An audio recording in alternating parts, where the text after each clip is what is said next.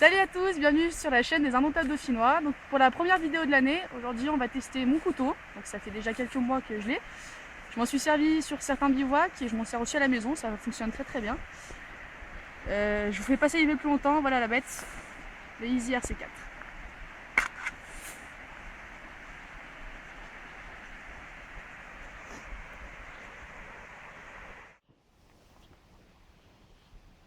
Donc voilà le Easy RC4 avec un étui en Kydex que vous connaissez tous. Ça bouge pas. Hop. Donc c'est un couteau au niveau du poids, il fait à peu près 200 grammes. L'étui en fait 50, donc ça reste un couteau de 150 grammes plutôt léger. On compte pas la petite cordelette au bout. Au niveau des dimensions, donc hop, la largeur de la lame ici, on est sur du plus ou moins 3 cm. Donc l'épaisseur de la lame, 4,5 mm. Voilà. Le manche, 11 cm. La lame, 11 cm aussi. Un coating de lame très épais, très résistant. Je m'en suis servi déjà plusieurs fois, notamment pour faire mes aiguilles à tricoter lors du dernier bivouac. Et honnêtement, ça n'a pas du tout bougé. C'est vraiment quelque chose de super épais, super résistant. Passons au manche. Donc pour le manche, hop, juste là. Donc c'est un manche en micarta avec les deux plaquettes ici. Manche pareil, honnêtement ça n'a pas du tout bougé. On le prend très très bien en main. Ça s'agrippe très très bien, il n'y a pas de problème. Hop. La garde ici, moi qui ai des petites mains, franchement ça bouge pas du tout. Ça évite que quand on s'en sert, on ait le doigt qui vienne ripper dessous. Ici, le ricasso, avec les dentures dessus, ce qui fait que quand vous faites des coupes de précision, vous avez une meilleure tenue du couteau et vous ne glissez pas en plus. Couteau plat de semelle. Voilà, vous avez bien la lame qui ressort de l'autre côté, jusqu'ici. Acier carbone, bien évidemment. Pour finir, une émoture plate avec un léger angle en V juste ici.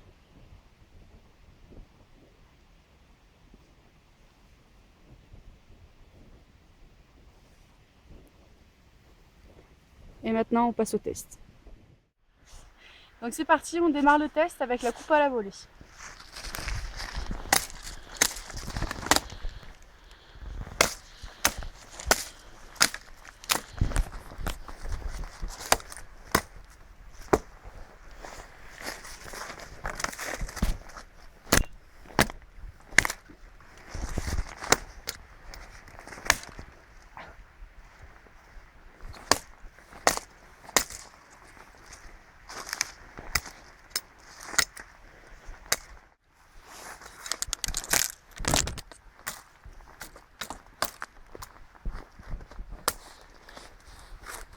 Bon, on voit qu'il fait le travail, mais c'est quand même pas le plus idéal pour faire la coupe à la volée. Donc suite logique pour la coupe à la volée, on va essayer maintenant sur une plus grosse section. Bon.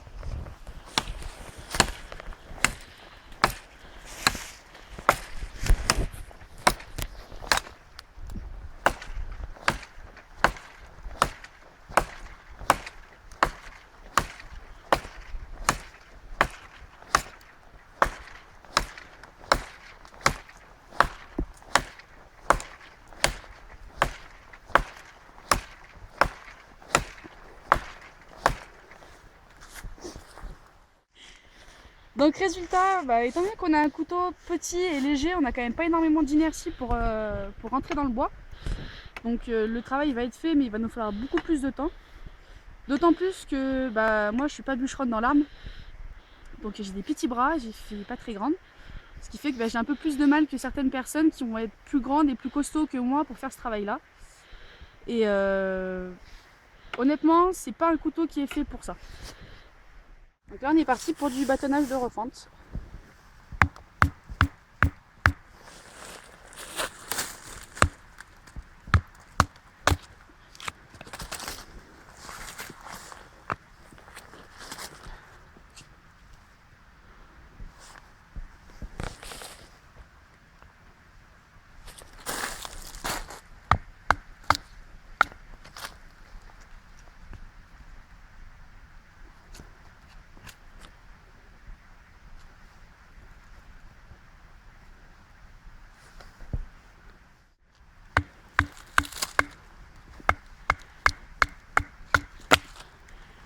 Voilà.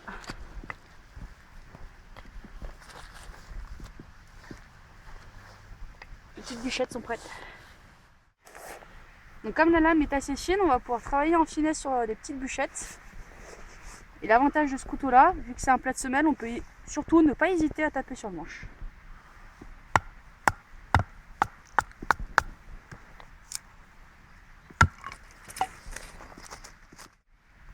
Hop. Donc là on est vraiment sur du petit. Hop.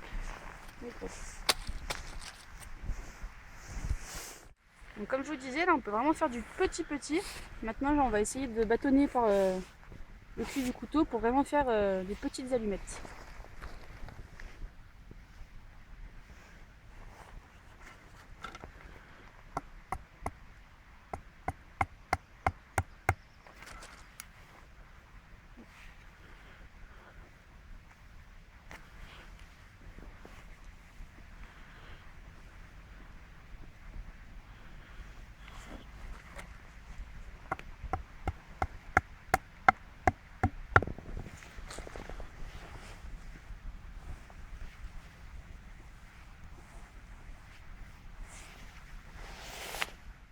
Donc maintenant on va attaquer sur du plus gros diamètre. Donc je pense que ça va être sympa. Allez, c'est parti.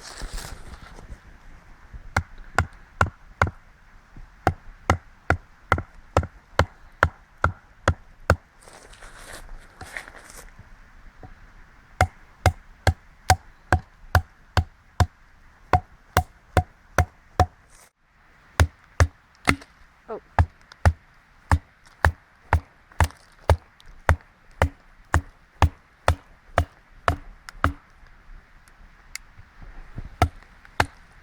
Voilà. Encore un peu.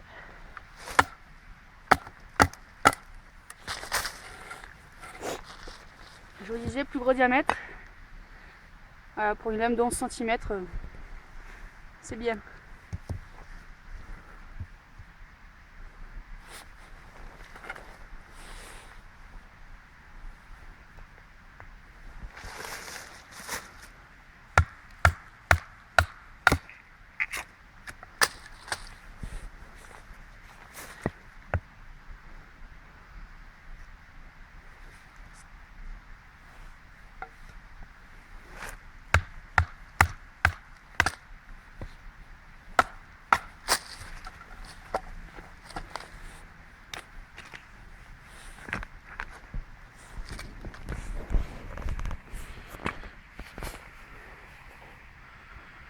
Il fait bien le travail quand même.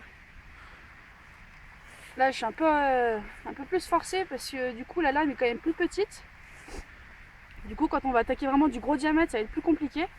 Mais là franchement très bien. Là on est parti maintenant pour faire la coupe fine type feather stick.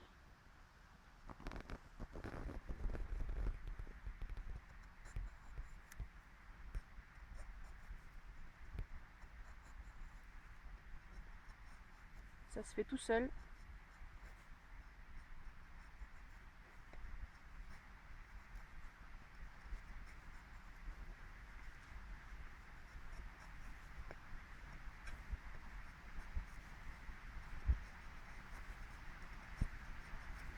Première fois que j'en fais et le couteau franchement il n'y a aucun problème avec.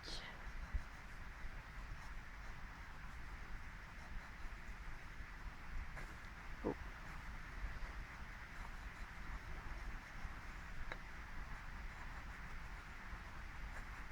Hein? Vas-y. Donc là on va tester la solidité de la lame en la sollicitant pour faire des trous. Comme si vous vouliez faire une planchette pour un feu par friction.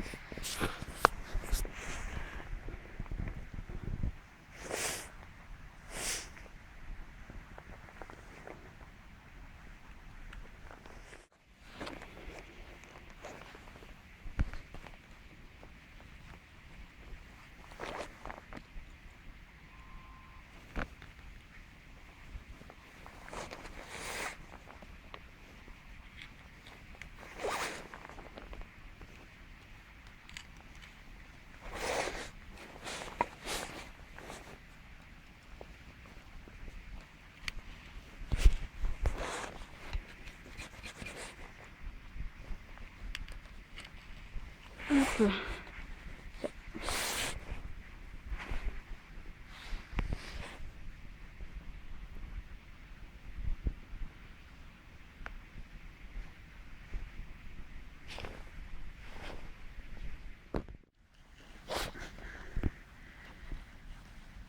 comme on a une émoture plate, c'est facile d'entamer le bois avec la pointe du couteau.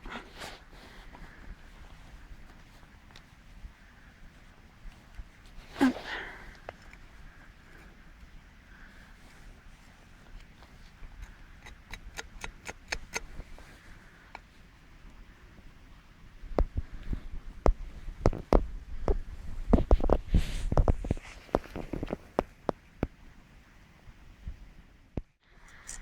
Ah, pour les corsages, bah ma foi, ça va être difficile, je pense, de faire plus simple.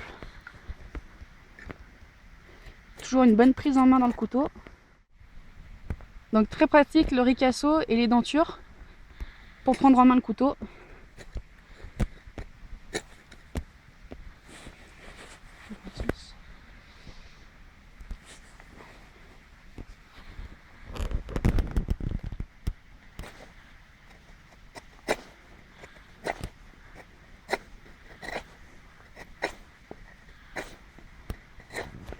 Donc là je vais essayer une coupe en force retournée. C'est parti.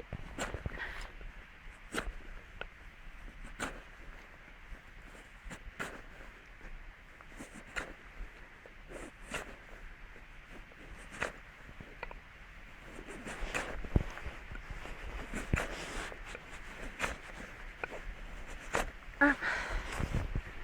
Donc le couteau, comme tout à l'heure, la lame reste super fine et du coup on peut vraiment travailler dessus. Bon après le travail en force c'est la première fois que je le fais donc je fais les bras. Mais vraiment le travail se fait quasiment tout seul en fait. Donc là on y va pour du bâtonnage à plat.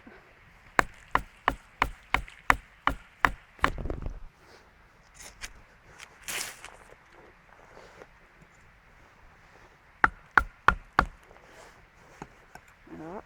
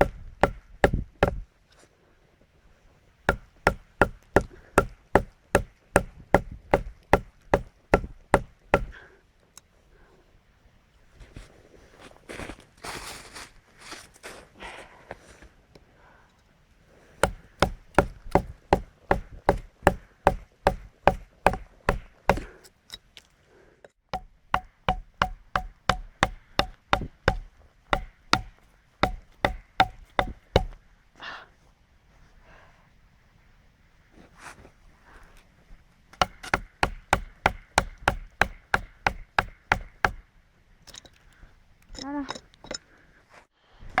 Donc bâtonnage à plat comme pour les autres bâtonnages que j'ai fait tout à l'heure. Lame robuste, fine. Franchement c'est magique pour taper dedans. Par contre sur ce genre de bâtonnage, les accidents arrivent parfois et on se tape rapidement les doigts. Mais franchement, solide, robuste, tout ce qu'il faut. Donc là on y va pour la coupe en force avec appui sur le genou du coup.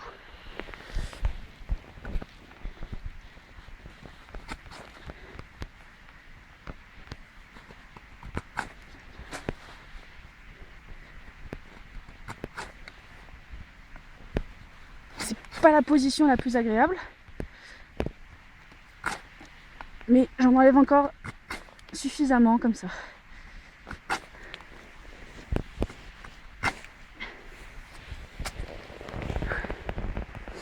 Bon, j'enlève pas des gros morceaux parce que c'est un peu pareil que tout à l'heure, j'ai pas forcément la carrure du bûcheron, ni la force. L'avantage de ce couteau là, c'est qu'on peut aussi s'en servir en pioche, si vous voulez, vous pouvez vraiment vous en servir dans la terre, à même la terre. Vous pouvez également vous en servir comme marteau, par contre en le tenant par la lame. Si ce n'est que là, bah, on fait le plus attention possible. Si on a des gants anti-coupure, on les met, mais ça marche aussi. Donc quand on y va, je vais tester la perte de motricité fine. Avec après une utilisation du couteau avec les mains congelées et les mains mouillées. Je languis pas franchement ce truc là parce que l'eau doit être à 2 degrés en gros. Et il gèle.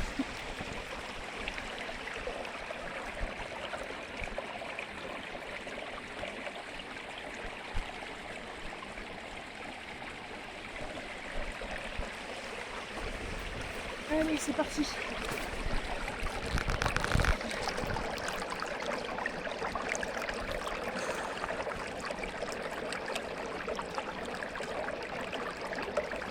Là, ça pique.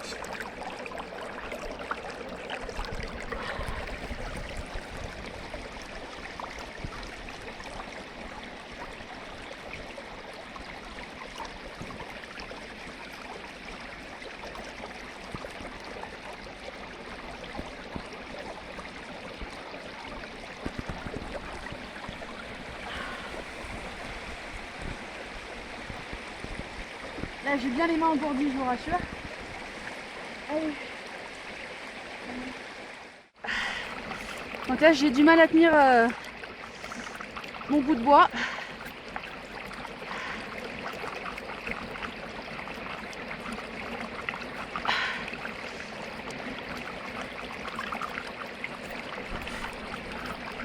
Donc là, le manche reste mouillé, mais je le tiens encore bien en main. Il glisse pas.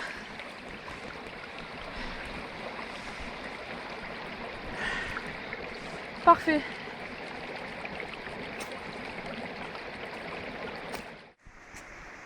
Pour finir, donc c'est un couteau. Moi franchement j'ai pas des grandes mains et c'est vraiment un outil on prend rapidement en main et pour tout ce qui est travail de force il est génial. C'est vraiment un couteau que moi j'apprécie énormément. Comparé au RC5, eh ben, c'est la taille parfaite parce que là, le problème pour moi des grands couteaux c'est que ça m'impressionne vite. Et quand on est impressionné, on fait vite des erreurs et j'ai pas trop envie de me blesser avec parce que je peux vous dire qu'il coupe vraiment très très bien. C'est pas un problème. Après, c'est toujours pareil, sur tout le test que vous avez vu là sur cette vidéo, il y a beaucoup de choses, c'est vraiment la première fois que je l'ai fait. Et j'ai pas forcément la technique tout de suite ni la force pour les faire correctement. Mais c'est un couteau que je recommande s'il y a des femmes qui font du bushcraft ou pour les femmes de ceux qui font du bushcraft. C'est vraiment un outil passe-partout pour moi. C'est mon premier couteau. Après, j'ai des petits couteaux de cuisine, mais ça reste vraiment quelque chose pour la cuisine. Mais moi, j'en suis très satisfaite et ça va être mon plus fidèle compagnon pour les prochaines vidéos. Donc, j'espère que la vidéo vous a plu. N'hésitez pas à nous rejoindre sur Facebook ou à suivre notre chaîne sur YouTube, donc les Indomptables Dauphinois. J'espère que la vidéo vous aura plu et on se revoit bientôt pour de nouvelles aventures.